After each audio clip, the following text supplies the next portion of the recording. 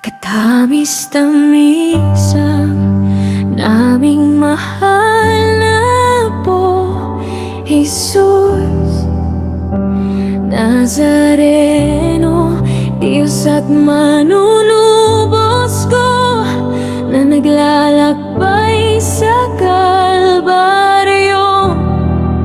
Pasan-pasan mo ang krus na pagpapakupan sa'yo. Ako nga bang makasalanan?